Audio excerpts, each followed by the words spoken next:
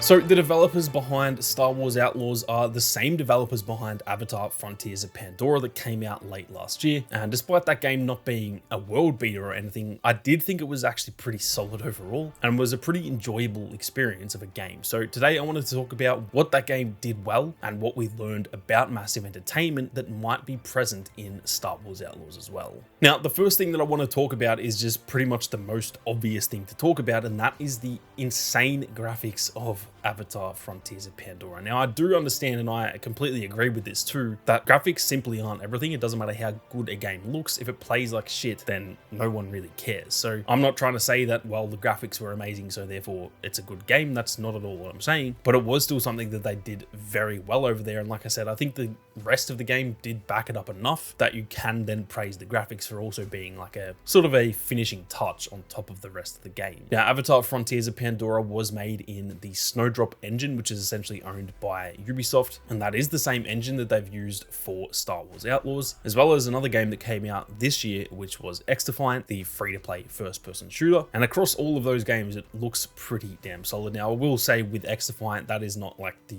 best looking game that I've ever seen graphically, but it's a first-person shooter, so it is a little bit different there. What we have seen though of both Avatar: Frontiers of Pandora and now Star Wars Outlaws is that it does look pretty damn good, at least in most cases anyway. Now, I do think there are some slight concerns when it comes to the graphics of Star Wars Outlaws, mostly to do with the player models. We've seen Kay Vess in some real like up close shots, and she does look not that good compared to the rest of the game, in my opinion. Her character model doesn't look that similar to Humberly Gonzalez, who is playing the role and who I imagine they based the character on. She doesn't look that similar, and in my opinion, she just looks a hell of a lot worse. And so I don't know if they've done that on purpose, tried to not model it after Humberly or something. I'm not too sure, but if they have tried to make that look as close as possible to Humberly Gonzalez, then I do have to say they've done a pretty atrocious job of doing that. So there are some slight concerns when it comes to the graphics, mostly to do with, like I said, those player models. Yet everything that we've seen from the landscapes and stuff like that, the environment design, all of that looks genuinely phenomenal to me. It looks like it is up there as one of the best looking games of this year. But again, it's hard to say that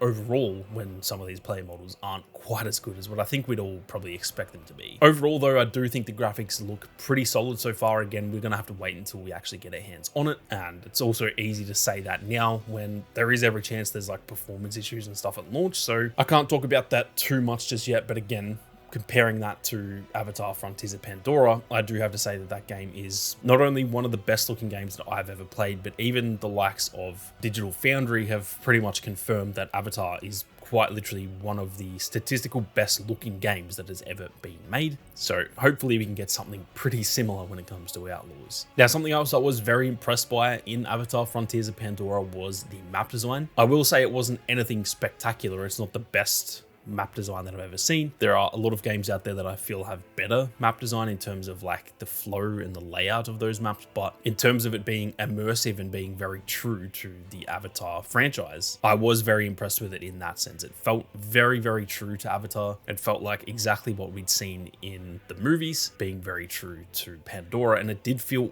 very, very immersive. You could just walk around out there in like the forest and stuff, and you would hear all sorts of noises that made you feel as though you were actually there. All sorts of creatures, even the plants we know from Avatar, they make a lot of noises themselves. So not only the look of it, but also even the sound design and stuff, it did feel super, super immersive. And on top of that too, I think they did a really good job of kind of making different areas of the map feel completely unique from each other. So it wasn't like the entire map just felt the exact same. It was actually very different depending on the regions that you were in. So that's something that is very promising from Avatar that I think is probably going to be even easier for them to do in Star Wars Outlaws, because I dare say that places like Tatooine are far more iconic than a planet like Pandora. We've been seeing Tatooine on the big screen and on TVs and stuff since the freaking 70s. And so we all have a good feeling of what Tatooine and these sorts of planets feel like. And I feel like that's going to make it a little bit easier for them to reenact that in this game, albeit we're probably going to be a lot harsher when it comes to judging them as well. So there is a lot of pressure there, but I do think from what we've seen, they have done a really good job of each of the planets that we've seen so far in Star Wars Outlaws. Now, before we go any further, if you guys are new to the channel and you are interested in more Star Wars Outlaws content, be sure to hit that subscribe button and turn on those notifications. There is plenty more content on the way, so make sure you don't miss out. Now, something else in Avatar that I was very impressed by, surprisingly, was the gunplay. Obviously, that game was a little bit different. It is essentially a first-person shooter, which was sort of received with a bit of backlash because it did feel a little bit weird to have like a first-person shooter in the Avatar franchise. So a lot of people went into it very skeptical, and I myself was too, but I'm not going to lie. It was actually really damn good. It wasn't the best gunplay I've ever seen, but it was very, very solid nonetheless. Now, the combat overall wasn't the most deep combat like I just said, and I will say that it doesn't seem to be like that in Outlaws either, but it does look like it could be done well. I do think that there is almost a sort of simple but effective approach to these games where, similar to Avatar Frontiers of Pandora, it wasn't that deep. There wasn't crazy amounts of different things that we could do with our combat. It was essentially just a few different types of guns and also like bow and arrows and stuff like that too. So it wasn't very deep, but what they did very well. And I do think that ended up being pretty damn effective, which it looks like that's kind of going to be the case here in Outlaws as well. There's not too much going on with the combat, but it looks as though they've done it fairly well to where it should hopefully play well and feel very nice to play, which for me is a very, very important aspect. Now, the last big thing for me that I was really impressed by in Avatar Frontiers of Pandora is that the quality of the game and the performance, especially when it comes to the launch, were really, really solid. I didn't experience any bugs in my entire, probably nearly 50-hour playthrough. I think I clocked about 45 or so hours. I didn't come across a single bug, and there was no issues or anything like that at launch. It's obviously, like I said, a very high fidelity